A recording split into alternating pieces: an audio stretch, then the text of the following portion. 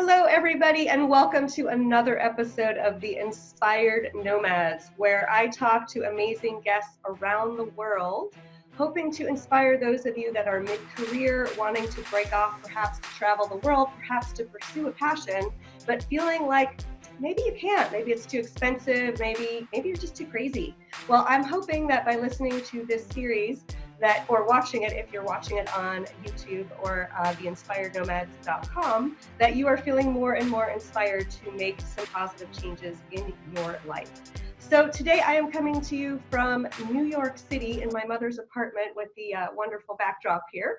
And I am very excited to have not just one, but two guests today. Ruth and Alan from New Zealand are joining me. Hello. Can you tell us, actually, we had a little chat before, where exactly are you in this very moment? Right now we're sitting at our motorhome, or RV as you'd say in the States, and we're in a car park of IKEA just south of Stuttgart in Germany.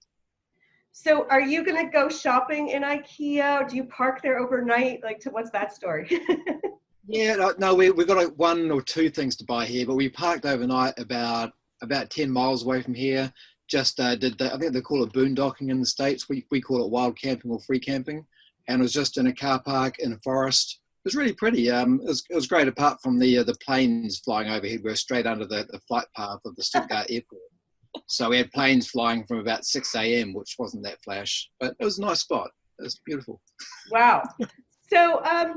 So before you started the life as like a traveling nomad, what were your before lives? What were you doing? Where were you?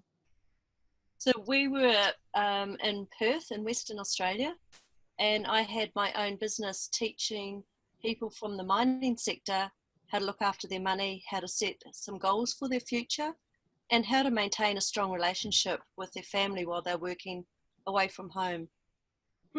Interesting. Yeah, and I was a engineering manager in a mining industry company in Perth as well, and we've been there for about 8 years. Wow. So what prompted you to just start traveling? Well, we decided we'd had enough of Australia, and we were heading back to New Zealand to live. And I always had a few things on my bucket list, and one of them was to spend my 50th birthday in Venice on a gondola, being serenaded while drinking wine and eating cheese. Perfect. As you do. Yeah. So I said, well, let's send everything back to New Zealand, and let's go to Europe for a little while and see if we can tick off some of these bucket list things. So that's what we did. But we kind of haven't got home. Yeah, it was originally supposed to be a couple of years, and we're now 2.5 years down, and we really don't ever want to stop now.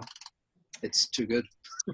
Yeah. So, which I know we talked about this a little before too.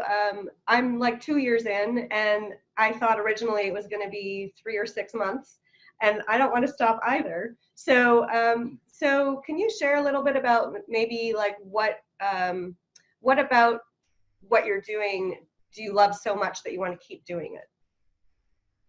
I think it's probably the freedom. We wake up in the morning, and if it's cold like it is now in Germany, we can do nothing.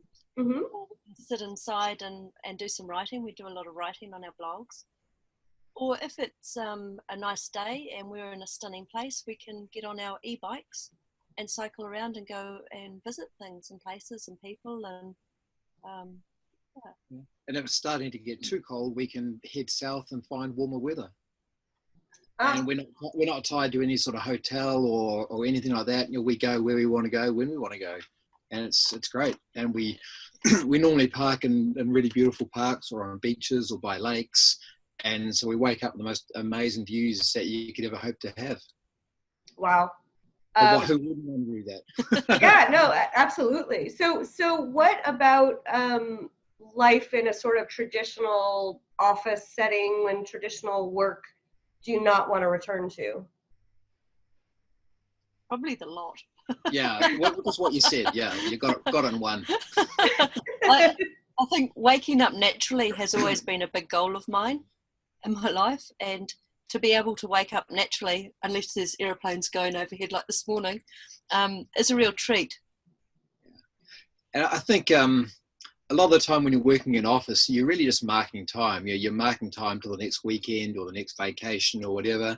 And the weeks, months and years tick by without anything really significant happening. Whereas with this life, we can just do what we want and go where we want. And every few days we're seeing something that's amazing that most people can only dream of seeing. So our life is just being made, it's a constant parade of memories now, rather than looking for the one memory every sort of month or two and saving up all your money and all your energy for that. Yeah. Yeah. So, and speaking of money, I mean, I know that for myself and pretty much everyone I've talked to, we're all amazed that the nomadic lifestyle is actually a lot cheaper than a fixed lifestyle, which I didn't realize before I started. But you know, I mean, being in our 50s, we're not of retirement age, right? So nonetheless, what are you guys doing sort of as you think about, you know, you've been on the road for a long time now, you want to keep going. What are you guys focused on to sort of perpetuate being able to afford the lifestyle that you have? It's a question that we're asked regularly, and because people are curious and they also want to know how much our lifestyle costs us. So we actually, on our website, record and share with everybody exactly what it costs us down to the last penny. Wow. So before we embarked on this journey, we had saved hard for about 8 years. We had a house in Australia and we sold that house, and so have used some of that money for our travels. And Ellen thankfully was able to work 1 day a week while we first started out, and in some of the countries we were in, like Greece and Turkey, 1 day a week traveling was more than we could actually spend to live. So that was interesting. But we also have investments back in New Zealand, and that provides us with some passive income too. Oh, that's perfect. And you are traveling in, is it like a motorhome? Yep. Which I've noticed somebody in my family actually I didn't hear about this till like a month ago. Apparently there's a big trend, at least in America, for something called a Scooby, where people are buying a school bus and they take out all of the seats and they make it a home. Okay. And they just like redesign the interior, and now it's sort of like a motorhome. I don't know why you wouldn't. Maybe it's cheaper than buying a motorhome. I'm not sure, but anyway, I guess it's longer than a motorhome. Yeah, so, I think it's about the volume. Yeah, that sounds fabulous. What a great idea. Yeah, having the motorhome now. What do you do if and when you want to change continents? Well, we did do that. We went from Europe down to Africa, to Morocco. Okay. We just put our motorhome that we named Betsy. We put Betsy on a ship, on a ferry, and we go with her. In some places we are able to stay inside the motorhome if the trip's not too long. We've been on lots of ferries around Europe.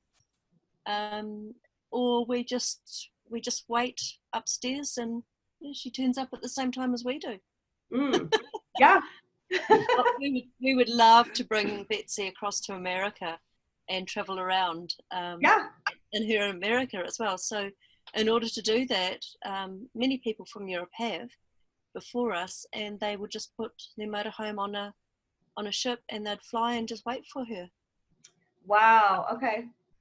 Yeah, luckily at this stage there's still so much to see in Europe that there's no need for us to go to the States or further afield just yet. Mm-hmm. Yeah, who knows, maybe 3-4 years time that might change, but right now there's just a lot to see here and a lot to do. Yeah, and we don't like going quickly, so yeah, we just toot along at a nice slow pace. How do you manage that? Because I'm assuming that for you it's the same where if you move too frequently, I mean, at least you don't have to pack and unpack, but I don't know, frequent moving, I've always found it's just more exhausting. And And of course, it's not like a true tourist lifestyle. So how do you choose a location or destination, and what do you do when you get there? Well, so far we've been traveling for 30 months and we've seen 30 countries. Woo! So Bravo. you might think that that's a country a month, but it doesn't actually work out that way at all. So how do we decide where we want to go? We kind of have a loose plan, don't we? We've got a loose plan, and then we look at the map and just we look at the map roughly where we want to go, and then we look at some apps which help us find suitable parking spots, and we look for a parking spot that's close to where we want to go, and we go there. If it happens to be a big city, we typically don't go to a big city with any length of time in mind. We'll stay there. Like, for example, I'm talking about Prague and Warsaw and Gdansk, Istanbul, those sort of places. We'll go there until we can both look at each other and say, yeah, we've had enough. And a lot of these cities, it tends to be about 10 days. So we have 10 days tooling around on our bicycles, not going hard out trying to see 100 things a day. We might go out and see 2 or 3 things and just try and soak up the atmosphere. And when we feel we've seen it and done it enough, then we move on. Apart from Istanbul, we thought we would stay in Istanbul for a week, and we ended up staying there for a month. Oh, wow. What made you stay? There's just so much to see and do. Every day we were out on our electric bikes looking at something else. The list of what I wanted to tick off and see and experience was so long in Istanbul. A week wouldn't have done it justice. Yeah, and the weather just stayed good. This was November 2017, and the weather was just extraordinary. And it's just so hard to leave when every day was beautiful, and just being out and about in Istanbul with the hustle and the bustle and the different culture was just a great place to experience and soak up. So yeah, it was just hard to leave. So we didn't leave until we were ready to leave. Simple as that. Yeah. And I think that's such a wonderful advantage that we have living like this is that ability to sort of be like, oh, I really like it here. I didn't expect that, but oh well, I'll just stay here for a while. Yeah. All right, when you first got married, was this a plan of yours that you were going to take off and travel like this, or how did it form in your relationship? We'd always had that plan of being in Venice on the canal on Ruth's 50th birthday, and that had been a plan since probably when very early on since we got together. But that was at various times. It was coming over to Europe for a year, then maybe it's just coming over for a month or 2 or 3, and it wasn't until just before we left that it really cemented to being 2 years. So it was quite a fluid thing. And it was fluid when we got over here. It was really probably about 3 months after we'd been traveling, and we looked at each other and said, 2 years isn't going to cut it. There's just so much to see over here. We need to make this 3 years, 5 years, even longer. And so it's still a fluid thing. We don't know how long we'll be here. Yeah. And you guys are traveling as a couple as opposed to solo traveling. So like how do you, I imagine that sometimes, I don't know, how do you handle decision making or getting along and those kinds of things? We kind of have different roles that we play. So Ellen typically will find the spot that we're going to stay in for the night. And as he mentioned earlier, there's different apps that we do or we can access. And so in terms of where we're going or where we're actually going to park, that's sort of up to Ellen. So is the navigation. We both drive, and then we just really go with the flow, don't we? Yeah. But apart from that, we're very lucky that we think very similarly, and so we don't have massive disagreements on what we're going to do, where we're going to go, and how we're going to do it. If there is a minor variance between what we both want, then it's very easy for us just to go with one of those plans, and the other one person goes, yeah, that's fine. Yeah. So we don't, we're very lucky that way, not being opposed and not having strong opposing views. I'm sure it wouldn't be the same for everyone, but for us, it's good. It works out well. have no problems. No. Yeah. No Wow. problem. Yeah. That's We're a great. bit lucky in that respect, yeah. I mean, I can feel how like you guys just work really well together as a couple, and it's lovely to see. I'm jealous. Yeah, we're very lucky. We're blessed. Yeah. That's great. So as you think about the your journey so far, is there anything that you've experienced or any point of view that you've gained that you just didn't expect or you were surprised about? Yeah, definitely. And this has just actually come up recently for me. When I was at school, I never took history, and traveling around has been this massive history lesson for me, particularly the Greek history, and we spent 5 months in Greece. I learned so much that I had no idea about. And we've just spent 2 months in Poland and been immersed with the World War II history. It has been probably the most incredible, fascinating, interesting learning experience that I think we've had. And I wouldn't have picked up the books and just read about Poland, but we've just been to our 5th concentration camp. Wow. Which might kind of seem a bit bizarre, but they all are slightly different. And I think you get a really good overview of what it was truly like when you've been to so many. And we went to a lot of places like Warsaw in Poland was totally destroyed. It was flattened during World War II. And I had no idea about that. So we got to see how they rebuilt, how the country has just come alive. That has been, I think, for me, one of the most fascinating things. Yeah, it shows you just how, I guess, insulated you are back in your home country, particularly New Zealand. We've never been invaded. You know, we've gone and joined in some wars, but the countries over in Europe, just over and over again, they've been invaded by other countries. They've been conquered. The people have been killed.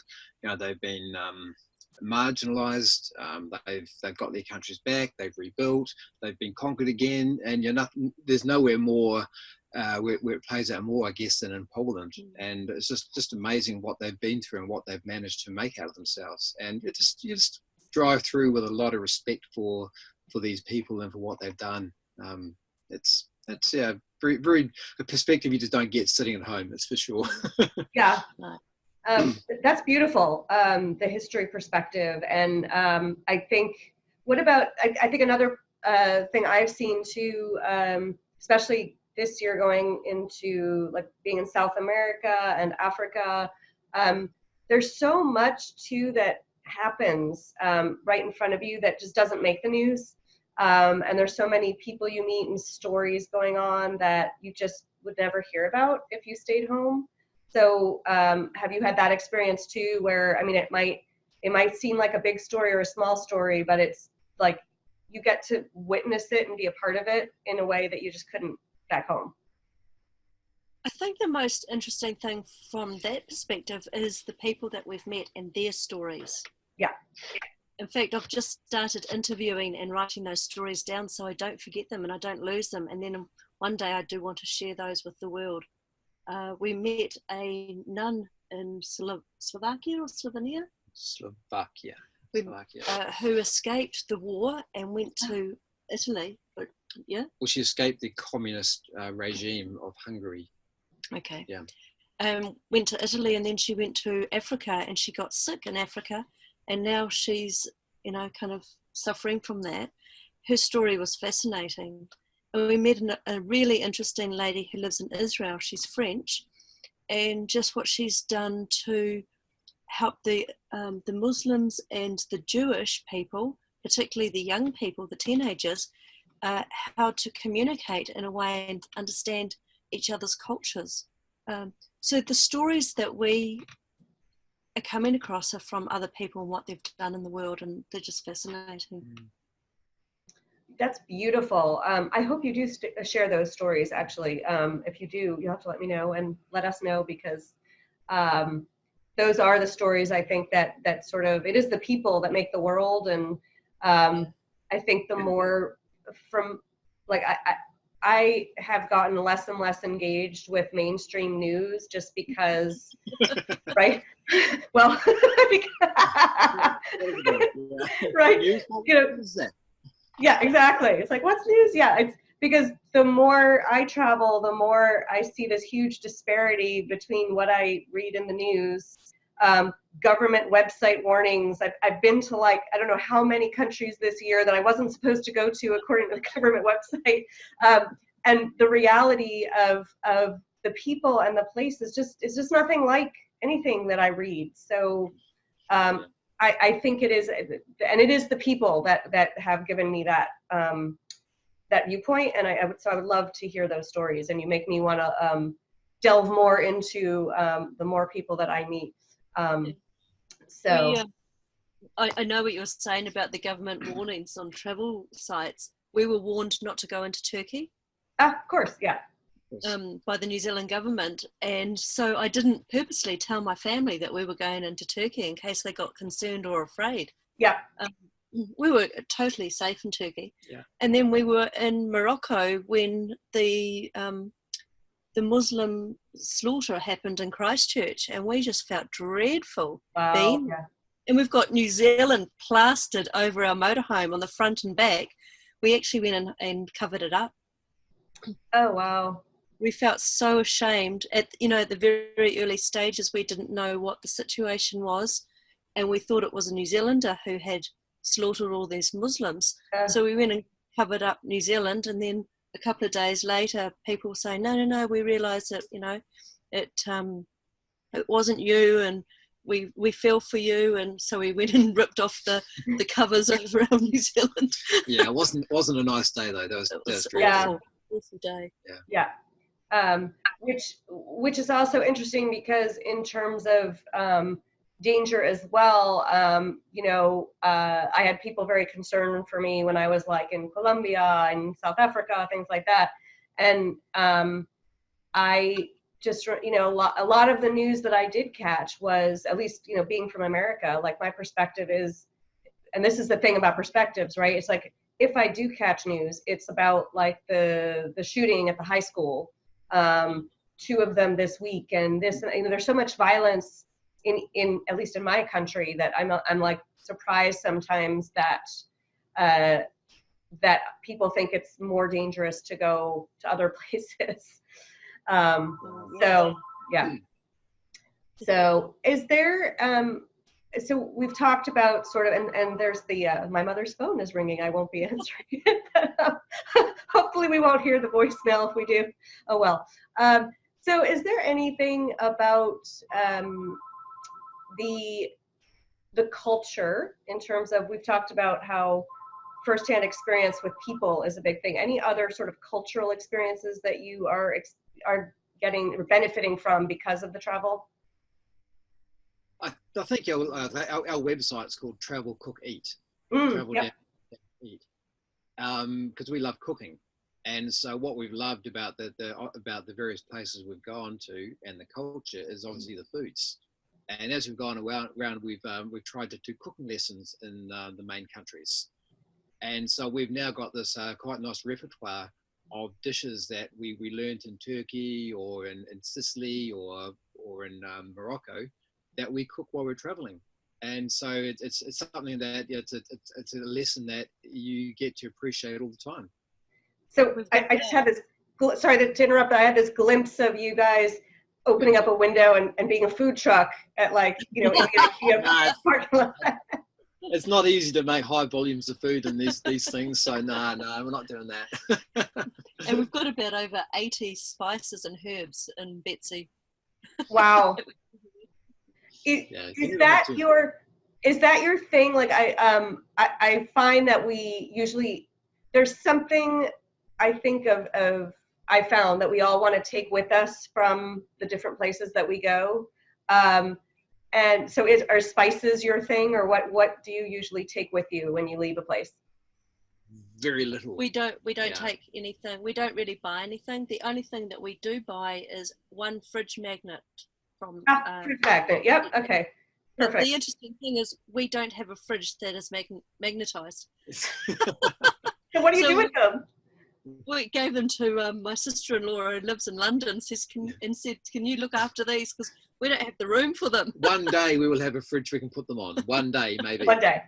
But right now, we don't. No, you know, we're traveling around in a little plastic box on wheels, so we can't afford the space or the weight to take mementos from every country. But we take a lot of photos, and I guess there are memories. We've got thousands and thousands of photos already. You were talking before about a project.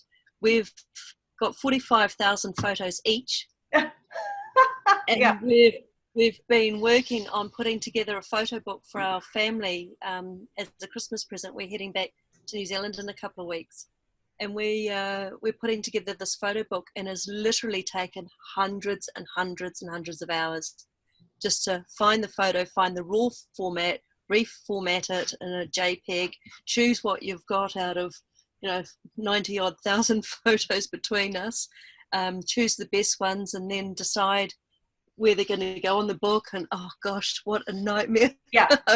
I'm wondering why I even started this. Yeah, I can understand that. Wow. It's been a big project. Yeah, I can imagine. Oh my God. So thinking ahead to 2020, so you're going home to New Zealand for the holidays. Are you then coming back and staying in Europe, and you keep going, and basically Europe is your focus? Exactly. Yeah. Yes, there's still lots of countries. There's 50 countries in Europe. We've seen 30 of them. Although we don't have an idea to tick off every one, there's still lots more that we want to see. And there's a lot more we want to go back to. Yeah, that makes sense.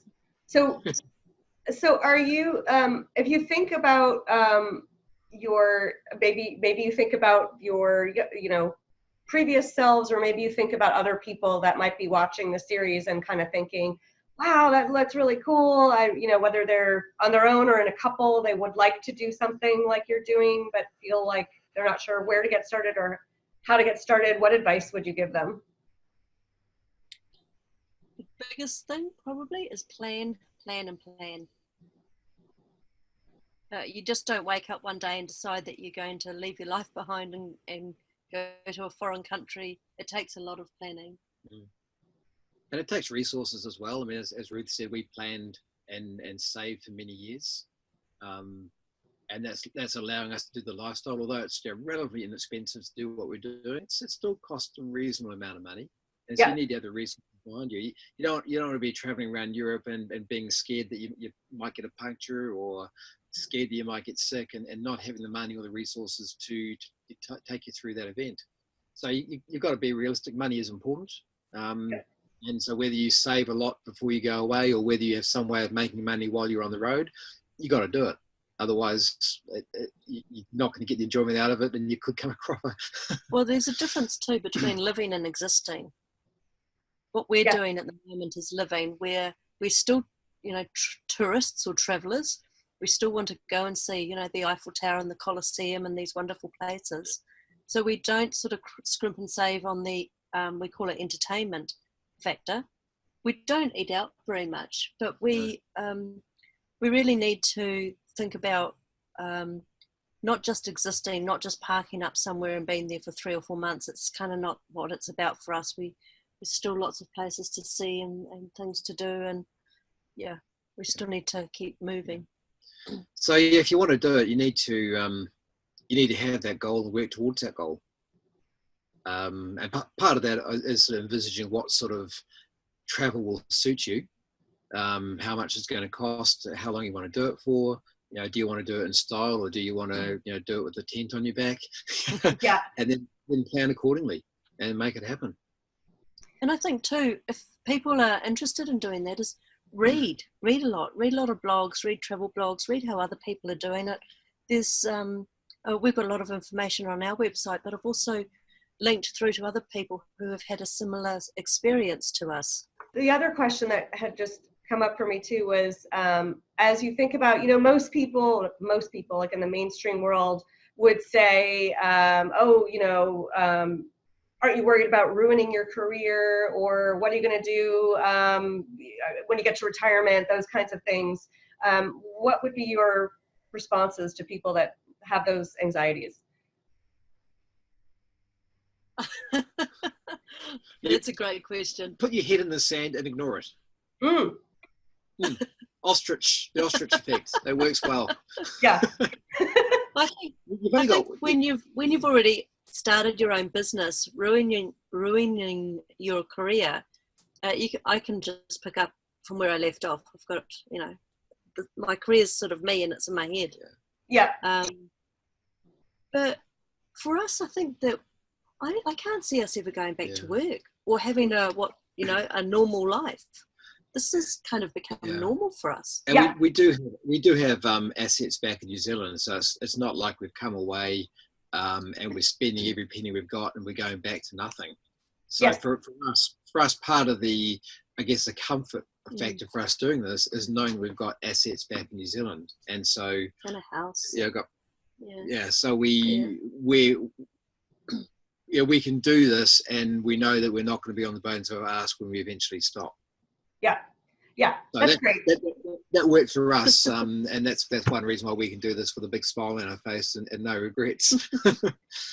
Yeah, and I think that's important, and thank you, because one of the reasons I do this video series is because I think there's still somewhat of a perception that the only people that really do this are like millennials, and it's just not true. And I love hearing how everyone has sort of.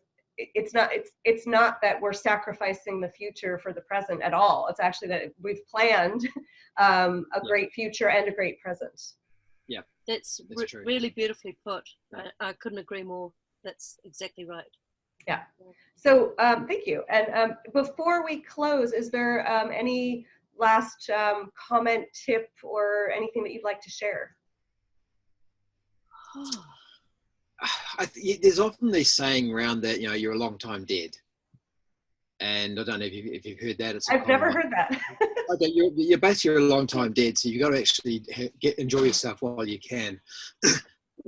There's a lot of people who wait till they're 65 or till they reach retirement age to go out actually and do something like this, and then they drop dead at 64, or they have a medical condition or something else happens which means they can't do it. We were granted the opportunity to do this as we left one country and went to another, and we grasped that opportunity. If we waited until we're 65, we might never have done this. So I think my tip is go and do something. Like, you might not be able to go and take 3, 4, 5 years out of your life and do something like what we've done, but you might be able to take 6 months. You might be able to take 12 months. But do it if you can, because the chance may never come up. You can recover at 12 months out of your career. That might put you back a bit, but at least you've done this. Yeah. So, that's beautiful. Thank you. Ruth, anything you want to add?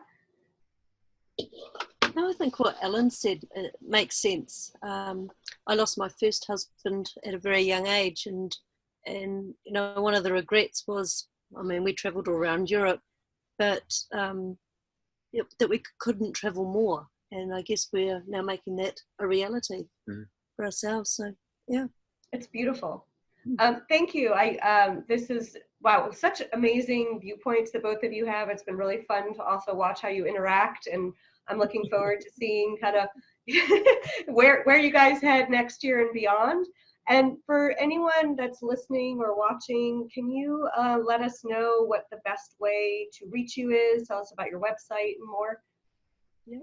So we have a little website called travel-cook-eat.com. We're also on Facebook, travelcookeat.com, and we have Instagram as well, travelcookeat.com. Wow! That's so easy. Who would have guessed that? And people can contact us through our website. We get a lot of people contacting us through Facebook, social media. So, yeah, we've got a little YouTube channel, but we don't do much with it, really. No. It takes too much time doing other things. We do a lot of writing and blogs. Yeah, Totally understand. Well, great. Thank you. It has been so fun having you on the show, and thank you for being here and making the time in the IKEA parking lot and everything.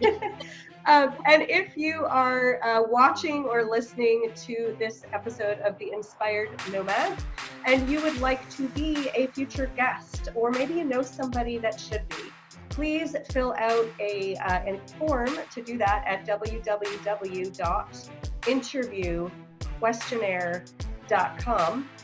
You might also want to join our little Facebook group, our community at the Inspired Nomads. And if you wanted to send any feedback or questions, please contact me at heather@heathermarkel.com. Otherwise, it's been a pleasure having you. Thanks for watching, and I'll catch you next time on the next episode of the Inspired Nomads. Bye-bye. Thanks, Heather. Bye. Bye.